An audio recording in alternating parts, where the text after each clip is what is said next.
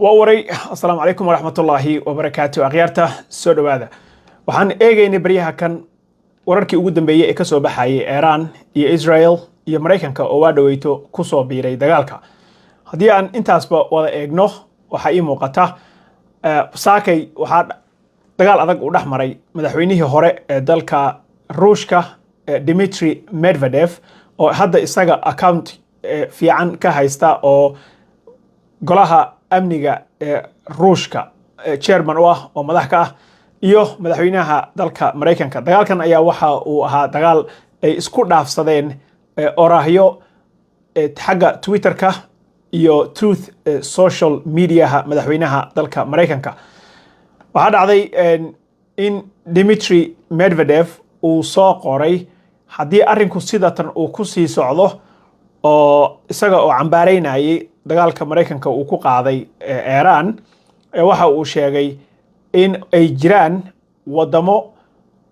Iran ku caawin kara madaxyada nuclearka ayuu yiri waxa marka warkii isaga ahaa uu soo gaaray ninkan nin iska hadlay ma aha madaxweynihii hore ee Russia dalka Russia xukumi jiray intuusan soo noqon xilligii yaraa oo u dhaxeeyay Putin madaxweynaha dalka Mareykanka ayaa marka arrinkaas ka jawaab celiyay waxana uu sheegay in uu madaxweynaha ninkii hore madaxweynaha ka ahaan jiray Ruushka uu nin waalan noqday buu sheegay madaxweynaha Trump ayaa waxa uu aad iyo aad uga xanaaqay ma waxan wuxuu qoray ninkan odayga ah madaxweynaha ka soo noqday Ruushka ma waxan buu ku hadlay mase ana moodayo dhahay ma waa ismoodsiis oo ana ismoodsiiyay maya wuxuu dhahay hadii uu sidaas u fakarayo in Iran lagu caawiyo gantaalo nuclear ah madaxweynaha Mareykanka wuxuu isticmaalay the N word oo uu ka waday nuclearka waxa uu dhahay waa eray lagu kaftamo waa in uusan ahayn waxan oo kale oo ah wuxuu sheegay Dmitry in uu qalad weyn galay hadii uu soo jeediyay in Iran ay jiraan wadamo ku caawinayo inay helaan madaxyada gantaalaha oo laga yaabo buu yiri in ay intay ku xiraan gantaalaha afkooda ay isticmaalaan so Trump ayaa aad iyo aad uga xumaaday hadalkaas kuna soo celiyay oo Truth social media uga soo jawaabay madaxweyne Trump waxa uu qoray hadaan idin fiiriyo idin sheego wuxuu dhahay warkan ma ku hadlay mase ana moodayo dhahay hadii uu ku hadlay waxaan rabnaa uu dhahay hadda ii sheega si degdeg ah si aan uga falceliyo ayuu yiri waana loo sheegay waana soo qoray baa la yiri ninka odayga ah hadalkaas waxa kale oo uu waa taqaanaan Trump uu alaabtiisii gashaday no wonder in uu yahay Putin madaxweynaha oo ninkan madaxweynenimadii laga qaaday oo uu ka waday wuxuu u dhaqmi lahaa si irresponsible ah mas'uuliyad la'aan ah buu u dhaqmi lahaa buu yiri Dmitry oo hadii uu dalka haysan lahaa waxay u ekaan lahayd in uu isaga siiyo gantaalaha afka lagu xiro nuclearka ah sababtoo haddaba hadii uu sheegayo in wadamo ay jiraan ku taageerayo Iran inay hesho madaxyo hadii inuu siin lahaa muxuu ku diidayaa buu leeyahay no wonder shaki igama gelin buu dhahay sababta looga ceyriyay in ay tahay mas'uuliyad darro shaqada waa taqaanaan Trump alaabtiisii uu ku darsaday waxa marka ka soo jawaab celiyay waxa ka soo jawaab celiyay ninkii Dmitry ayaa waxa uu sheegay waxa cambaareynaya buu yiri dagaalka Iran ee ku qaaday Mareykanka uu ku qaaday Iran waxana uu sheegay isaga sidoo warka u dhiga waaye in lagu guul dareystay dagaalkaas oo sidii la rabay wax u dhicin waxa kale oo ku sii daray intaas Ruushka wax balaan ah oo uga yaala in ay siiyaan hubka sida baan wax u gumaada ee nuclearka Iran ma jiro dhahay because wuxuu dhahay annaga waxaan ka mid nahay wadamada non proliferation treaty ama sharciga qabanayo wadamada nuclearka leh oo haysta ayaa annagana naqabanayo ayuu dhahay so wax plana oo aan leenahay oo ku saabsan in aan nuclear u geyno cidna kuma jiruu dhahay laakiin arrinkaas wuxuu caddeeyey sida Israel oo kale Israel kuma jirto shuruucdan adduunka u kala qoran oo wadamada nuclearka haysto u kala qoran oo sharciga la yiraahdo non proliferation treaty oo ah inaan la qaybin karin hubkaas laakiin wuxuu dhahay Israel kuma jirto waana nuclear power awoodna way u leedahay buu yiri so waxa aan ka hadlayo waxa waayu dhahay other countries might wadamo kale baa laga yaabaa inay siiyaan oo sida markaan sii barbaaray aan ku soo ogaaday laga yaabo wadan aan waxba u lose gareeyo aan haynin sida wadanka la yiraahdo North Korea ayuu u durxulayay waxa laga yaabaa North Korea oo kale inay hoos wax uga dhiibto Iran buu yiri laakiin annaga kuma jiro shaqana kuma lihin sidaas la mid ah wuxuu dhahay which once signed with US president is still in force for now the question is what comes next maxaa hadeer arrinkan xigi doona buu yiri Dimitri isaga iyo Trump maanta madaxa ay si fiican isula galeen hadii wuxuu dhahay aad ku tashanayso dhahay arrinkan oo ka suurta gashaba in hataa laga maqlo oo wax noocana maartay laga maqlo waa cambaareen tii ugu dambeysay aan ku cambaareyna ayaa uu dhahay odayga sababta aad shaqada ku weysay nawaaye buu dhahay marka hore hadii aad nin fiican oo mas'uul ahaan lahayd shaqada waa haysan lahayd marka odayga intaas ayaa maanta qac lagaga siiyey laakiin warkii wuu kala cadeeyay si hadaan nahay annaga Russia wuxuu dhahay Iran diyaar uma nihin inaan balaayo u dhiibno oo hoosta uga dhiibno laakiin wuxuu dhahay wadamo waxa jiro aan ka gabaneyn arrinkaas oo they have nothing to lose wax ka lumaayo ma leh wax u goynayo ma leh so Trump iyo odaga maanta saasi isugu dhaceen tan kale hadii aan gallo wararkii ugu dambeeyay oo ka soo baxay dagaalka Iran iyo u dhaxeeyay Israel iyo hadda Mareykanka iyo qayb ay ka yihiin Mareykanka iyo aan iraahday iyo Iran waxa hadda wada ogtihiin aan warkii degdegta ahaa ugu dambeeyay oo in Mareykanka saldhigyadiisii uu ku lahaa Iraq iyo Qatar la weeraray Iraq iyo Qatar marka weerarkoodii waxa ka soo baxay oo ugu dambeysay horta wax ku dhintay ma jiro baa la yiri wax ku dhintay ma jiro wax ku dhaawacmayna ma jiro hadii aan marka idin dulmaro siyaabaha ay wax u kala jiraan right now hadeer akhbaartii ugu dambeysay wadanka Syria waxa ka joogta la yiri ciidamada Mareykanka 2000 Iraq waxa ka joogta base-kooda 2500 Kuwait waxa ka joogta campga waxa la dhahaa Arifjan base Al Salam air base Kuwait waxa ka joogta 13500 Jordan 3813 Sacuudiga 2700 Qatar 10000 Bahrain 9000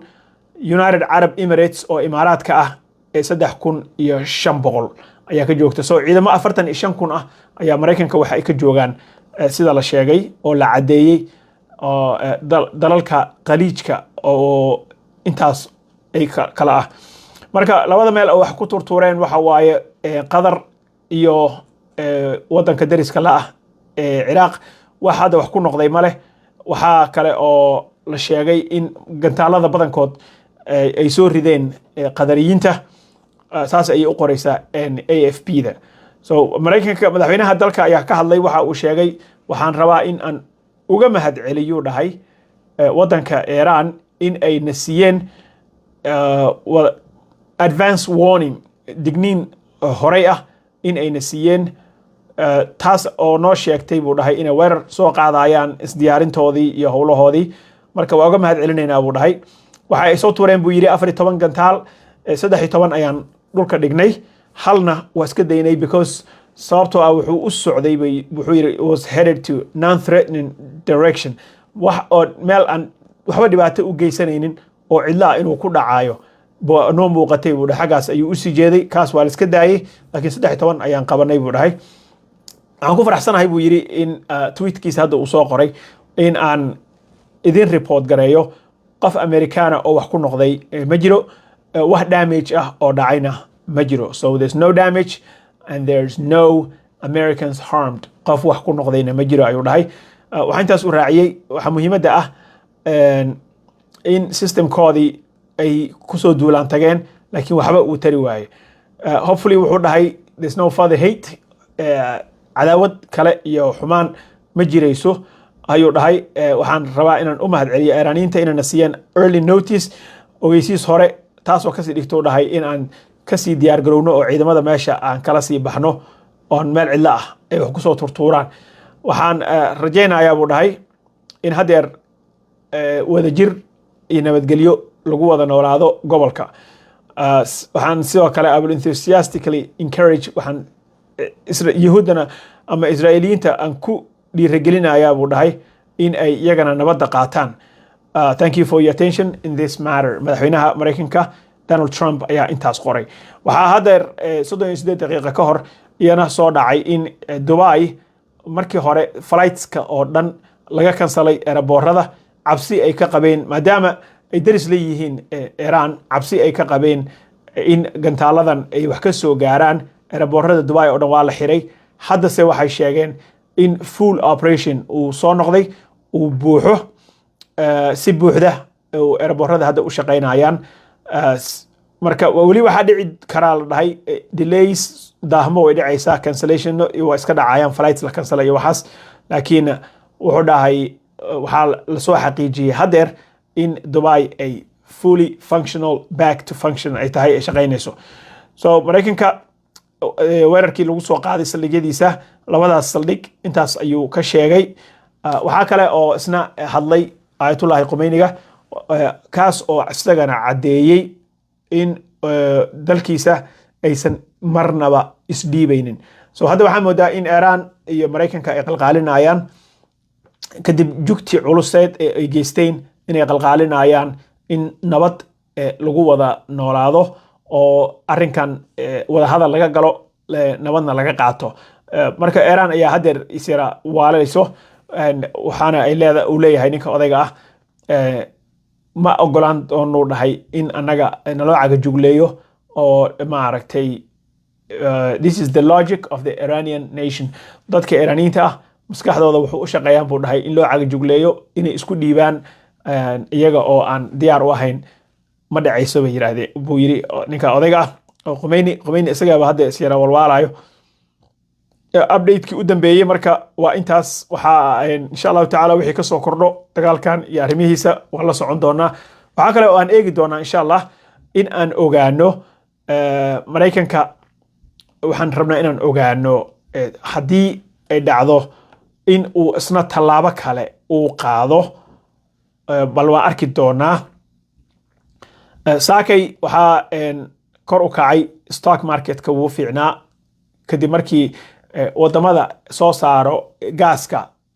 ama oilka, crude oilka, ay hoos u dhigeen si ula kaca qiimaha lagu kala gato oilka. US crude oil fell by 7%, hoos u dhacday $68 baa la kala gadanayay fuustadii. marka waa suuqa maanta wuu fiicnaa. waxaan filayay in haddii maadaama weerar uu dhacay weekendiga laysuna jawaabay in maaragtay suuqa markuu soo laabto New York stock exchange-ga